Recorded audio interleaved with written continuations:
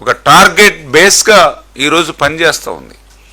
దానికి ఉదాహరణ మీరందరూ చూశారు. హెచ్ఎన్ఎస్ఎస్ 5 సంవత్సరాల వైసీపీ పాలనలో చేయలేనిటువంటి పనిని రాయలసీమ బిడ్డ అని చెప్పుకునేటువంటి జగన్మోహన్ రెడ్డి ఆ రాయలసీమకి గుండెకాయ లాంటి హెచ్ఎన్ఎస్ఎస్కి 5 సంవత్సరాల్లో చేయలేనిటువంటి పనిని కూటమి ప్రభుత్వం అధికారంలోకి వచ్చినటువంటి ఒక్క సంవత్సరంలోనే 3,860 కోట్లు ఖర్చు పెట్టి 728వ కిలోమీటర్ వరకు కూడా కృష్ణా జలాలను హెచ్ఎన్ఎస్ఎస్ని ఫస్ట్ ఫేజ్ పూర్తి చేసి తీసుకెళ్ళాము అని అంటే ఏదైతే ఒక లక్ష్యం నిర్దేశించామో ఆ లక్ష్యాన్ని 2025 మరి జూలై కల్లా పూర్తి చేస్తామన్నాం. ఆ మాదిరిగానే ఇచ్చినటువంటి మాటకు ఆ యొక్క టార్గెట్ రీచ్ అయ్యేటువంటి విధంగా లక్ష్యాన్ని ఛేదించి హెచ్ఎన్ఎస్ఎస్ ఫస్ట్ ఫేజ్ పూర్తి చేసిన విషయాన్ని కూడా సందర్భం గుర్తు చేస్తూ ఉన్నా.